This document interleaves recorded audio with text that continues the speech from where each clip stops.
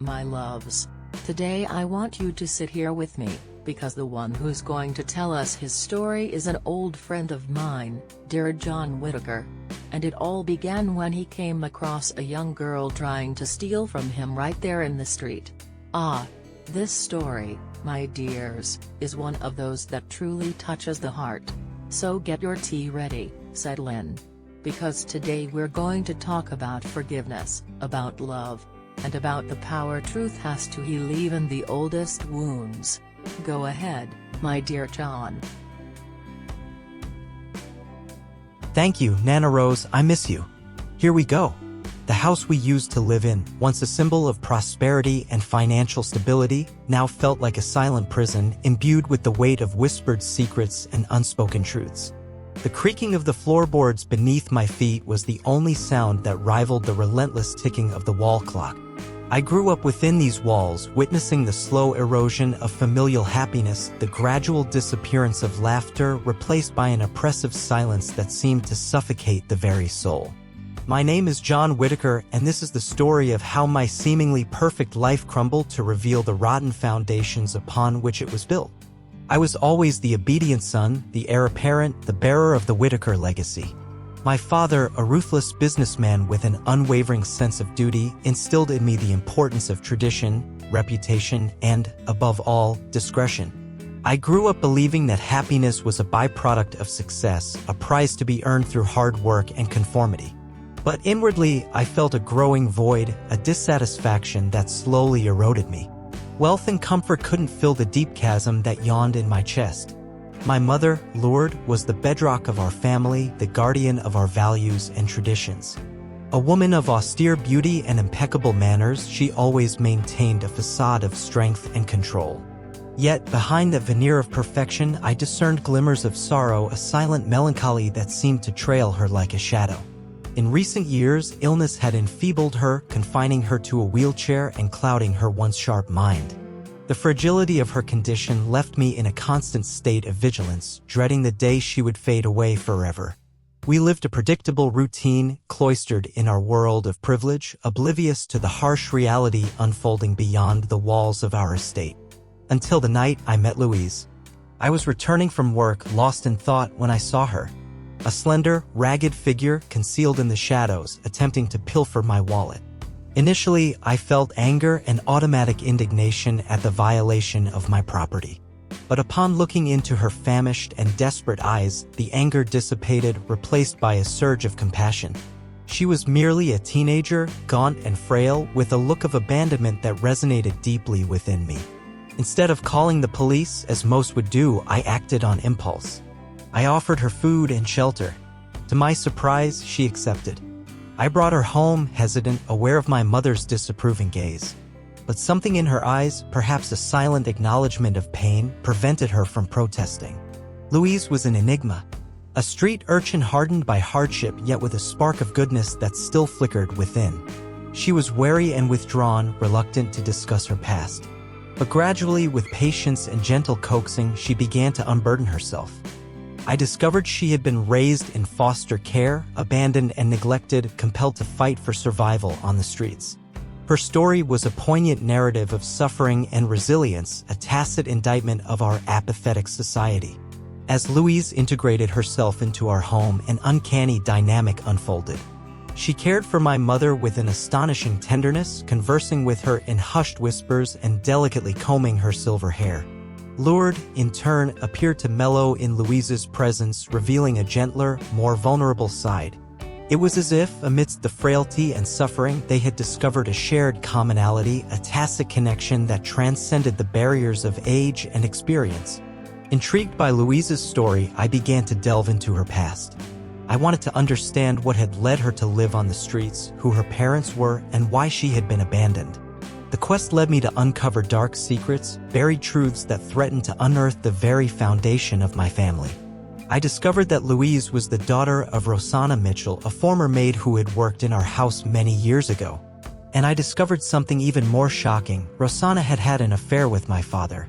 The revelation hit me like a punch to the gut. The image I held of my father, the upstanding and respectable man, shattered before my very eyes.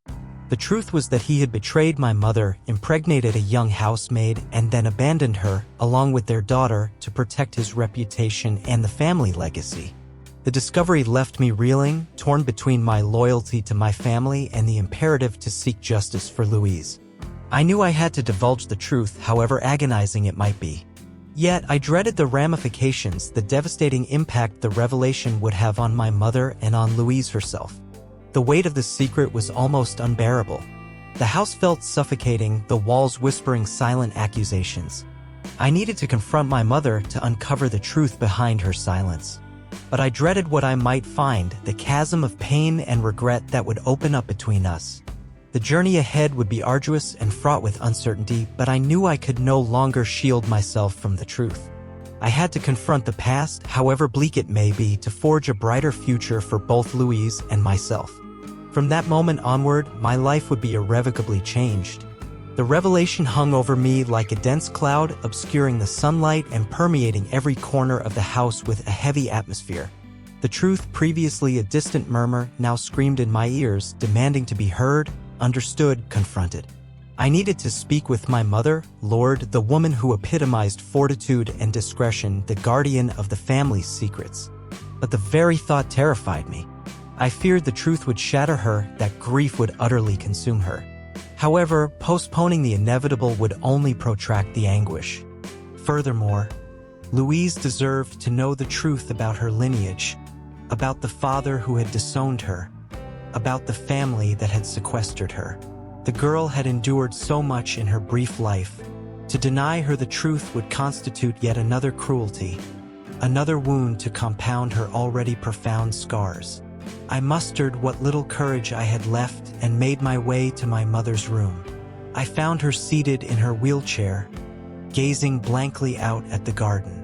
Her eyes, once so vibrant and piercing, were now clouded and distant, as if lost in a labyrinth of memories.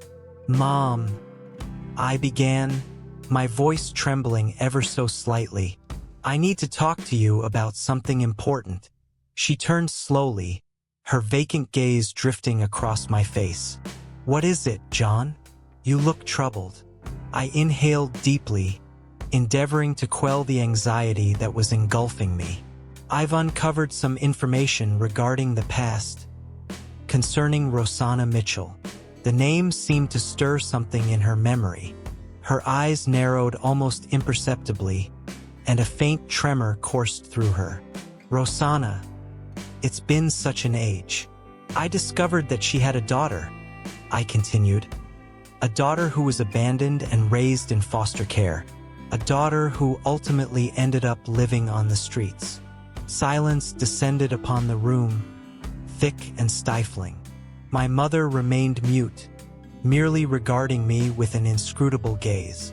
"I also discovered," I continued, my voice now steadier, "that Rosanna had an affair with my father, and that Louise is his daughter."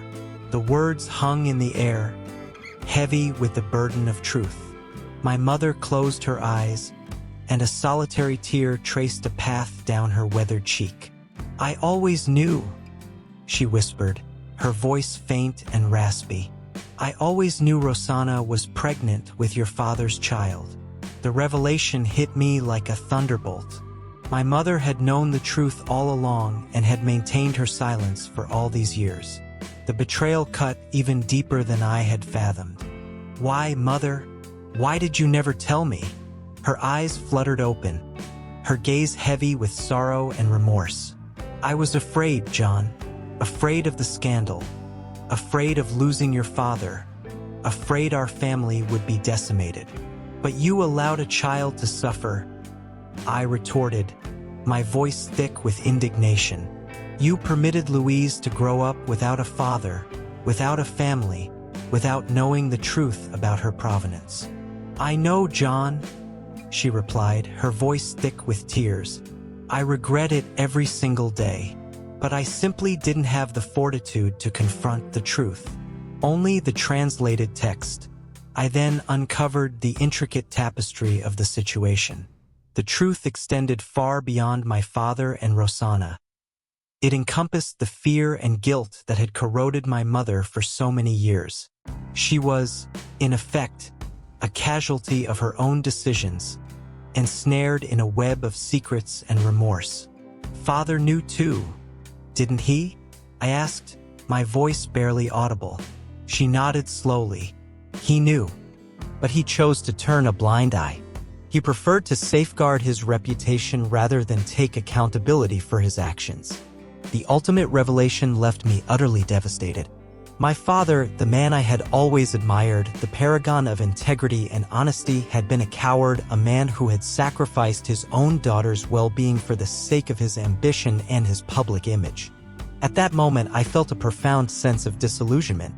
The world as I knew it, a world predicated on the foundations of family and tradition, had disintegrated before my very eyes. All that remained was the stark, unvarnished truth, a painful and relentless reality that compelled me to confront the past and redefine my future trajectory. It was now imperative to find a way to redress the damage, to afford Louise the opportunity to rebuild her life, and to break the cycle of secrets and mendacity that had haunted my family for so long. With the stark truth laid bare, a sepulchral silence descended upon the room. The atmosphere, already fraught with tension, grew almost palpable, as if the very air were saturated with guilt and remorse.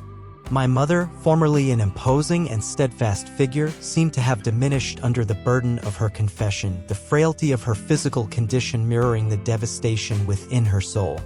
Faced with that bleak panorama, I realized that the pursuit of truth, however necessary, had only scratched the surface of a far more intricate problem. Truth in and of itself was insufficient to heal the wounds of the past, to undo the mistakes made, to restore lost trust.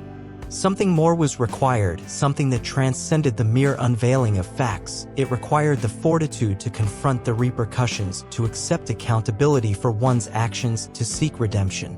Instead of wallowing in bitterness and outrage, I resolved that it was time to take action. I knew the ensuing journey would be arduous and fraught with uncertainty, but I was determined to break the cycle of secrets and falsehoods that had haunted my family for generations.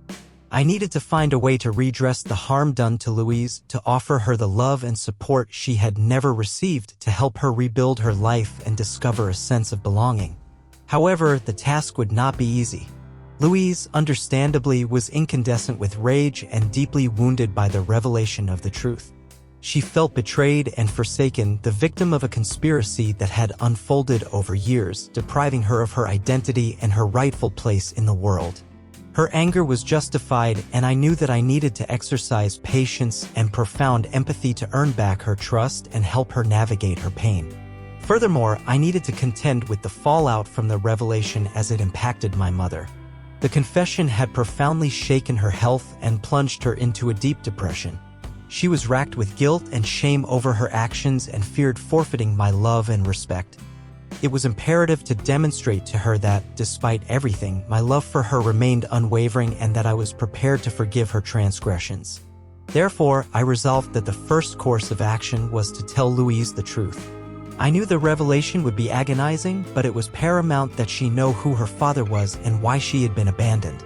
I needed to afford her the opportunity to process the information, to vent her feelings, and to make her own determinations about her future.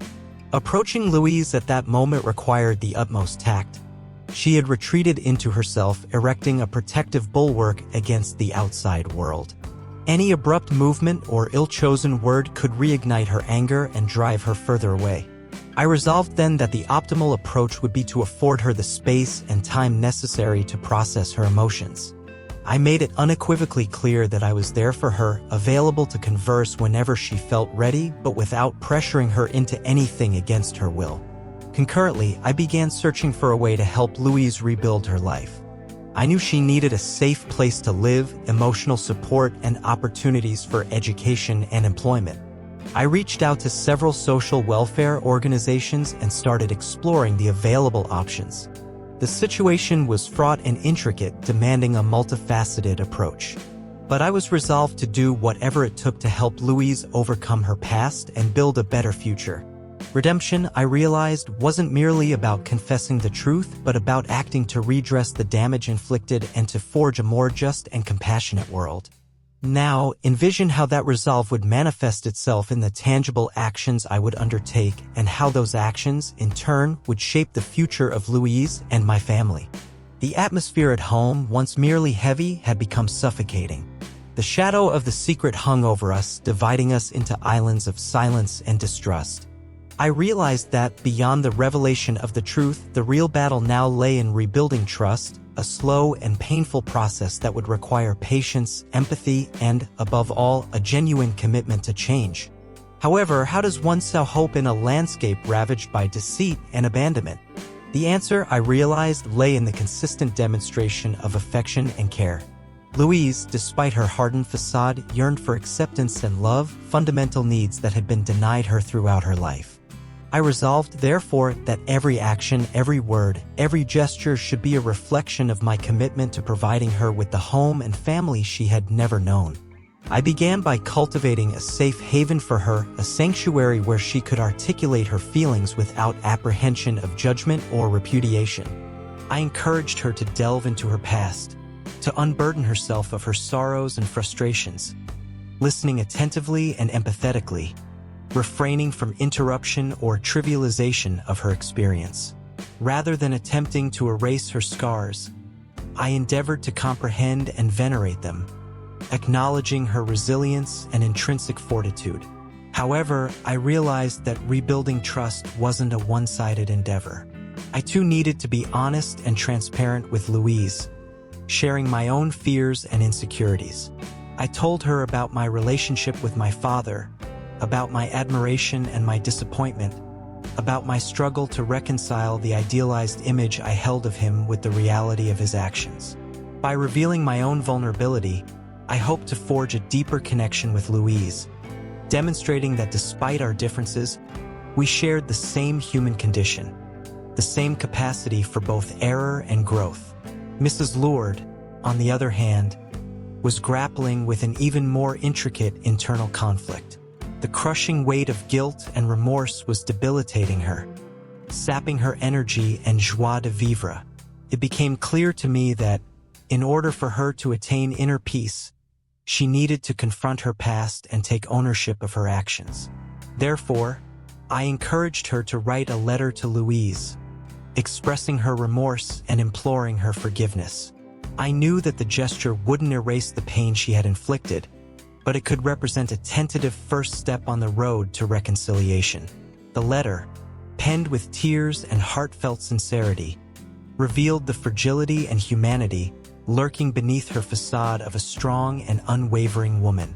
Similarly, I sought to involve Louise in Mrs. Lourdes' care, encouraging them to spend time together and share their stories. Initially, Louise proved reluctant, harboring resentment at the prospect of caring for the woman who had contributed to her suffering. However, gradually her resistance waned as she perceived Mrs. Lourdes' fragility and vulnerability. The dynamic between the two women was complex and nuanced, characterized by alternating currents of tension and tenderness.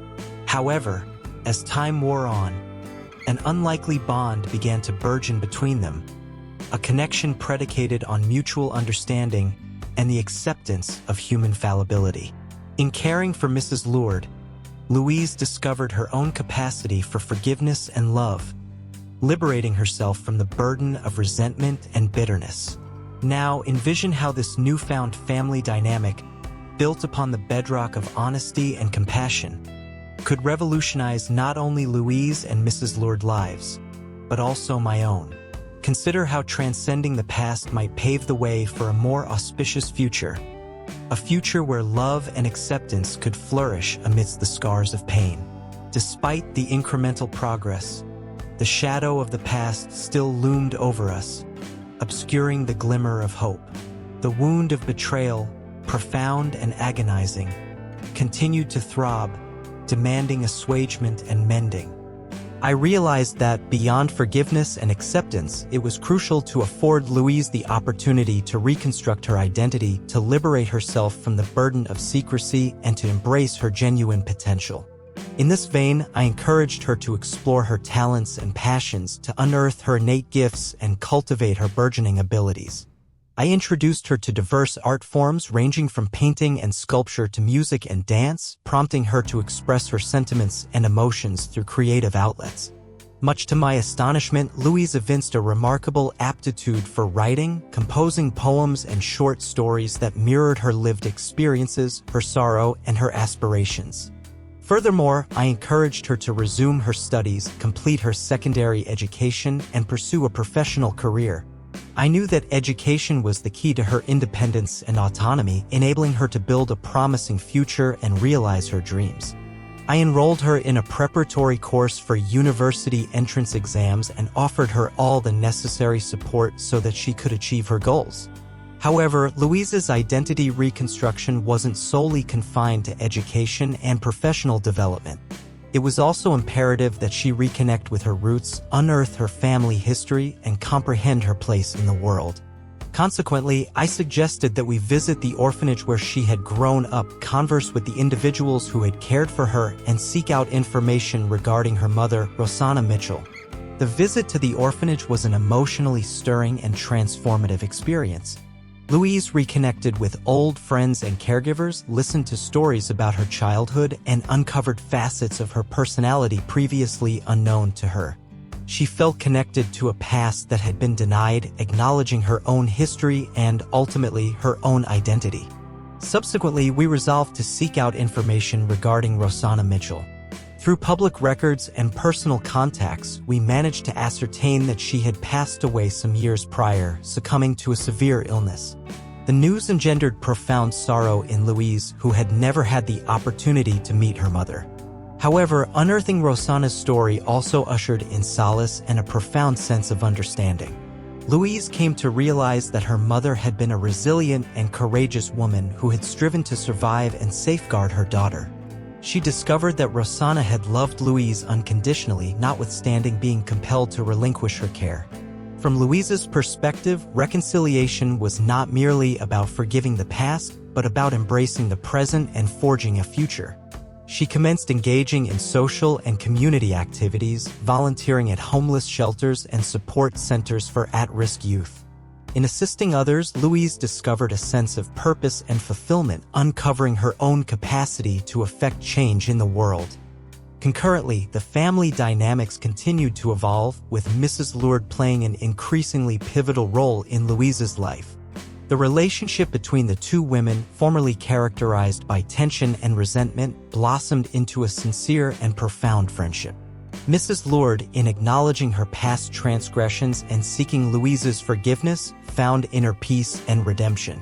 Louise, reciprocally, in caring for Mrs. Lourdes, discovered her own capacity for love and forgiveness, thus liberating herself from the burden of the past and embracing the future with hope and optimism. Now, envision how this personal and familial transformation could galvanize others to surmount their own traumas and cultivate healthier, more meaningful relationships. Consider how the narrative of Louise and Mrs. Lourdes might serve as a paradigm for those grappling with hatred and intolerance, demonstrating that forgiveness and compassion are the linchpins of healing and reconciliation.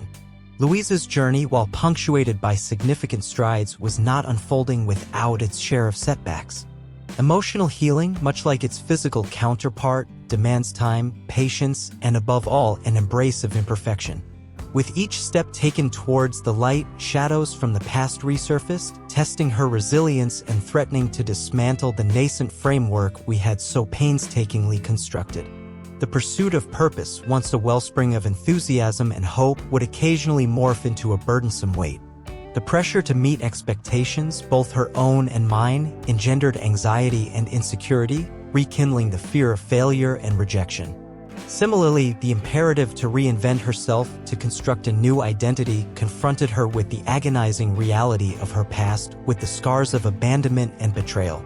It was paramount to acknowledge that such setbacks were inherent to the healing process and that overcoming trauma didn't occur in a linear fashion but rather spirally, with advances and regressions, with moments of lucidity and obscurity.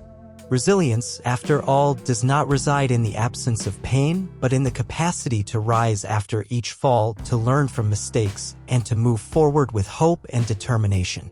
As Louise grappled with her inner demons, I endeavored to provide her with unwavering support, consistently reminding her of her inherent worth and untapped potential. I urged her to seek professional help, to consult a therapist who could expertly guide her through the healing process and assist her in developing salutary coping mechanisms. Therapy, beyond furnishing a safe haven for the articulation of her feelings, offered her the requisite tools to manage her anxiety, depression, and post-traumatic stress. Furthermore, I endeavored to cultivate a familial environment that prized authenticity and vulnerability. I encouraged Louise to articulate her sentiments candidly without apprehension of judgment or retribution. I demonstrated to her that it was safe to be imperfect, that mistakes were intrinsic to the learning process, and that love and acceptance were unconditional. Furthermore, I endeavored to foster her autonomy and independence, encouraging her to make her own decisions and assume accountability for her actions. I furnished her with opportunities to cultivate her skills and pursue her aspirations, supporting her every step of the way. On the other hand, her relationship with Mrs. Lourdes also encountered its share of difficulties. Guilt and regret, though attenuated by time and forgiveness, still lingered, preventing her from fully enjoying her newfound relationship with Louise. The fragility of her health, exacerbated by age and illness, confronted her with her own mortality, generating anxiety and trepidation. So, I endeavored to offer her solace and succor, reminding her incessantly of her worth and significance in Louise's life. I urged her to focus on the present, to savor moments of joy, and to appreciate the quotidian blessings. Furthermore, I sought to cultivate opportunities for her to express her love and affection for Louise, demonstrating to her that her forgiveness had been genuine and that her love was unconditional. Despite the remarkable progress in healing Louise's emotional wounds, a new phase presented itself: the construction of a legacy. It was not simply about overcoming the past, but about transcending the pain and transforming the experience into something meaningful, something that could inspire and benefit others. It was time to channel her resilience and newfound strength into creating a positive impact on the world. In that vein, encouraging her to share her story became paramount. Initially hesitant, Louise feared reliving the painful memories and exposing herself to the judgment of others. However, upon realizing the potential of her narrative to inspire hope and fortitude in other trauma survivors, her perspective shifted. She began participating in lectures and workshops, sharing her experience with vulnerable youth, offering them a model of resilience and demonstrating that it was indeed possible to build a promising future even after facing extreme adversity.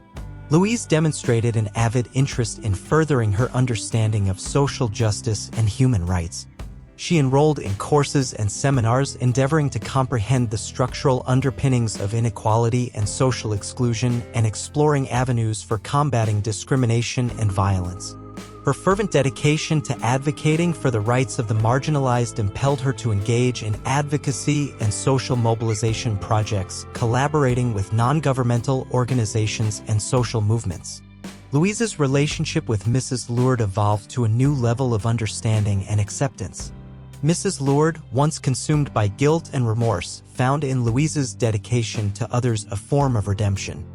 She began to actively support Louise's social projects, offering financial resources and leveraging her network of contacts. Together, they established a foundation aimed at supporting at-risk youth, providing them with opportunities for education, vocational training, and personal development. Conversely, my own journey of transformation was also intensifying. Witnessing Louise's resilience and generosity, I felt inspired to reevaluate my values and reconsider my role in the world. I relinquished my career in the financial sector and resolved to dedicate myself to social projects, working in partnership with organizations that advocated for human rights and promoted social justice. Together, Louise and I established a support center for families in vulnerable situations, offering them social welfare services, legal guidance, and psychological support. Above all, experience has taught us that building a legacy isn't merely about leaving a mark on history, but rather about transforming the present, about constructing a more just, more egalitarian, and more humane world.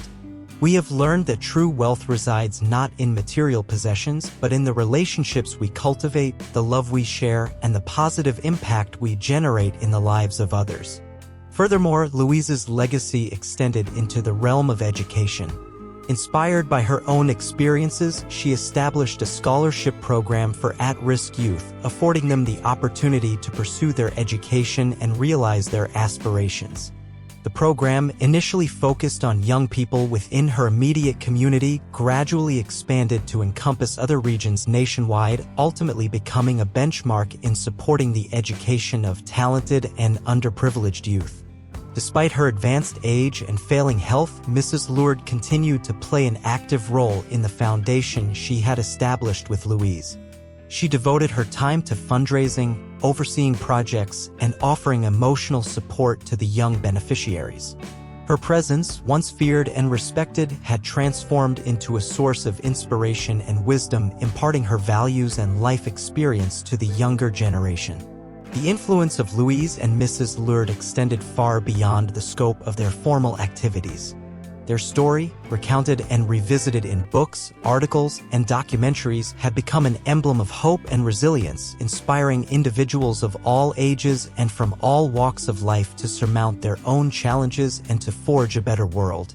Indeed, the transformation of our family, once scarred by secrecy and sorrow, had become a testament to how compassion, forgiveness, and love can reshape lives and forge connections across generations. Our story, which began with an act of kindness and bravery, culminated in a legacy of hope and inspiration, demonstrating that even in the most challenging circumstances, it is possible to build a brighter future for oneself and for others. Now, consider how this burgeoning expansion of legacy, originating within the personal sphere and extending to the global, confronts us with our own profound responsibility to be agents of change in the world. In what ways can we leverage our individual experiences, our inherent talents, and our available resources to engender a positive impact on the lives of others and to cultivate a more equitable and humane world? How can we transmute our pain into fortitude, our suffering into compassion, and our lived experience into inspiration? The true essence of history resides not in the minutiae of events, but rather in the underlying message that pulsates through every word, every gesture, every tear shed. It is the message of human resilience, of our innate capacity to rise after each fall, to learn from our mistakes, and to move forward with courage and determination. It is the message of forgiveness, of our ability to release the burden of resentment and to open our hearts to love and acceptance. It is the message of hope, of our unwavering belief that a better future is possible, a future where justice and equality prevail over oppression and discrimination. However, the construction of this future is neither a facile task nor an inevitable destiny. It demands a sustained and concerted effort, an unwavering commitment to change, and an unshakable faith in our capacity to effect meaningful difference. It necessitates that we relinquish our comfort zones, challenge our own deeply held beliefs, and open ourselves to the possibility of a different world, one where compassion and empathy are the guiding principles of our actions. Let us, therefore, recall the fundamental lesson we have gleaned from the story of Louise and Mrs. Lourdes. Love is the most potent force in the universe, capable of transmuting lives, healing wounds, and constructing bridges between people. May we, from this moment forward, cultivate love within our hearts, within our families, within our communities, and throughout the world. May we embrace our shared humanity, with all its inherent imperfections and contradictions, and may we strive to become better versions of ourselves with each passing day. The real work, my dears, begins now. May each of us feel inspired to follow in the footsteps of Louise and Mrs. Lourdes, to build a legacy of love and compassion that endures forevermore. May we be the change we wish to see in the world, and may we inspire others to do the same. May our story be a beacon of hope, guiding us toward a more just, equitable, and humane future. So be it.